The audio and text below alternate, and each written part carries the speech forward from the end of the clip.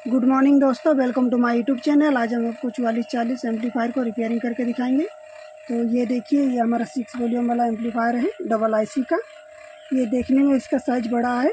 इसमें मदरबोर्ड 4440 का लगा हुआ है। तो चलिए इसे चेक करते हैं और देखते हैं इसमें क्या प्रॉब्लम है। तो चलिए बॉक्स का और एसी सप्लाई का कनेक्शन करते हैं। तो चलिए चेक करते हैं। पहले बॉक्स को जोड़ लेते हैं, उसके बाद एसी सप्लाई देंगे। ये देखिए, हमने बॉक्स को जोड़ लिया है। चलिए इसे एसी सप्लाई देते हैं।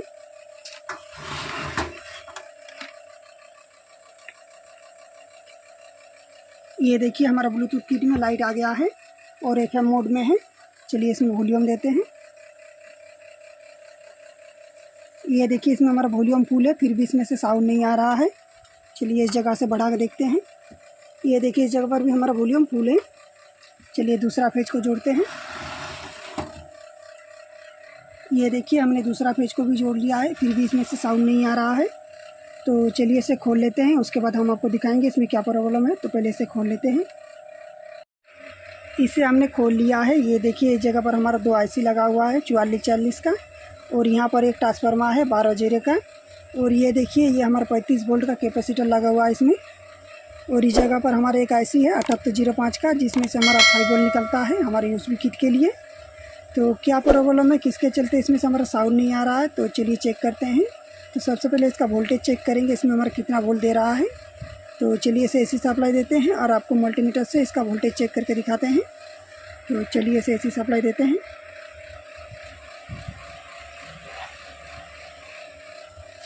ये देखिए, हमारे यूएसबी किट में लाइट आ गया है। तो चलिए आपको चेक करके दिखाते हैं।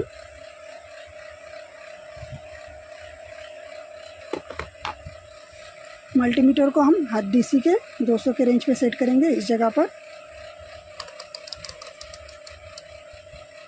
तो चलिए इसे इस तरह से रख देते हैं।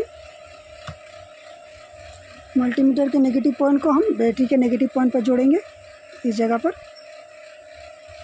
और देखेंगे इसमें हमारा कितना वोल्ट दे रहा है। तो इस जगह पर हमारा 4 डायोड लगा हुआ है। तो चलिए इसके पॉजिटिव पॉइंट पर देखते हैं कितना वोल्ट दे रहा है। ये देखिए, इसमें हमारा 12 वोल्ट आ रहा है। और इस जगह पर हमारा 2 जम्फर दिया हुआ है, दोनों आईसी का अलग अलग है। तो चलिए इस जगह पर देखते हैं। ये देखिए, इसमें भी हमारा 12 वोल्ट आ रहा है। चलिए दूसरा आईसी में देखते हैं। ये देखिए, इसमें भी हमारा 12 वोल्ट तक आ रहा है। ये देखिए, इस जगह पर हमारा जम्फर एक कटा हुआ है, मतलब कि इसका जो एक आईसी है ये ख़राब है। तो चलिए इस तरफ का आईसी का देखते हैं, मतलब इस तरफ आईसी को देखते हैं, इसमें 4 नंबर पिन पर इसमें वोल्टेज पहुंच रहा है या नहीं। ये देखिए, आईसी में हमारा वोल्टेज पहुंच रहा है, फिर भी इसमें से हमारा साउंड नहीं आ रहा है। तो आपको ज़्यादा कुछ करना नहीं है, आपको एक इस तरह का स्क्रू ड्राइवर ले लेना है और चेक करना है। तो इस तरफ का पॉइंट का हमारा कटा हुआ है। तो चलिए बॉक्स को इस तरफ जोड़ते हैं और चेक करते हैं।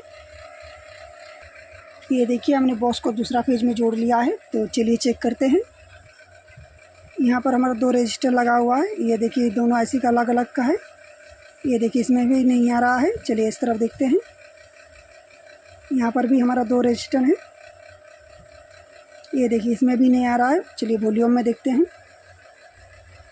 दोनों वॉल्यूम में। ये देखिए, दोनों वॉल्यूम में भी नहीं आ रहा है। चलिए इस जगह पर देखते हैं। ये देखिए, इसमें आ रहा है। ये देखिए, ये वाला इसका लेग टूट गया है, इसी के चलते इस तरफ हमारा साउंड नहीं भेज रहा है। तो चलिए इस रजिस्टर को दूसरा लगा के देखते हैं। पहले इसे हम लगा लेते हैं, उसके बाद हम आपको दिखाएंगे। ये देखिए, इस जगह पर हमने दूसरा रजिस्टर को लगा लिया है।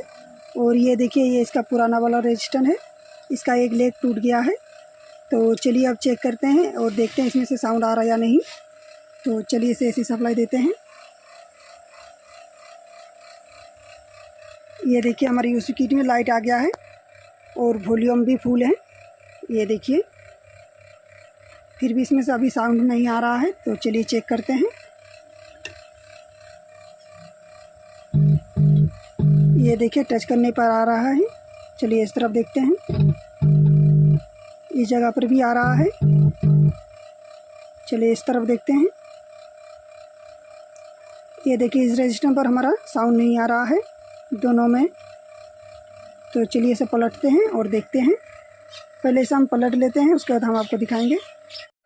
इसे हमने पलट लिया है और इस जगह पर एक कूट लगा दिए हैं, बॉडी में शॉर्ट ना हो। तो चलिए चेक करते हैं।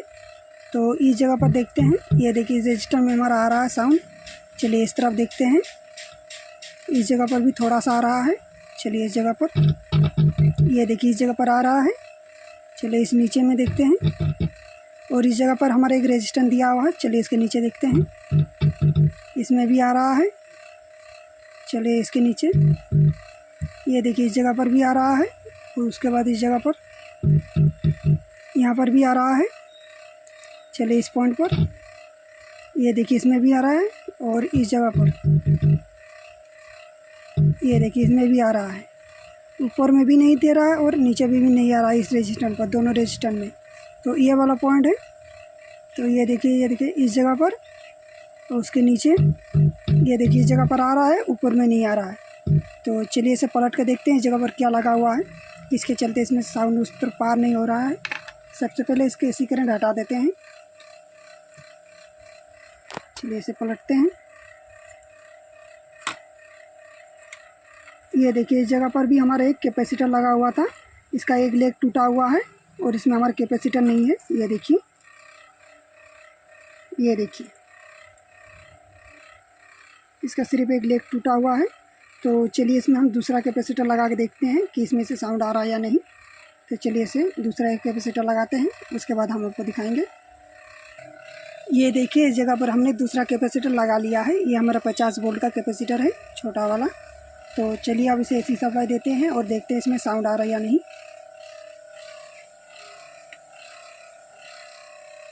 ये देखिए हमारे स्पीकर में लाइट आ गया है और साउंड भी आ रहा है। तो पहले इसे सेट कर लेते हैं, उसके बाद हम आपको बजा के दिखाएंगे। पहले सेट कर लेते हैं। ये देखिए हमने स्क्रू लगा के सेट कर लिया है। तो चलिए अब इसे एसी सप्लाई देते हैं और आपको बजा के दिखाते हैं।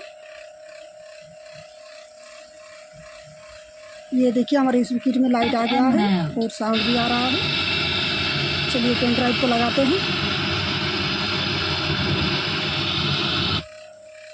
ये देखिए हमारा पेन ड्राइव चालू हो गया है।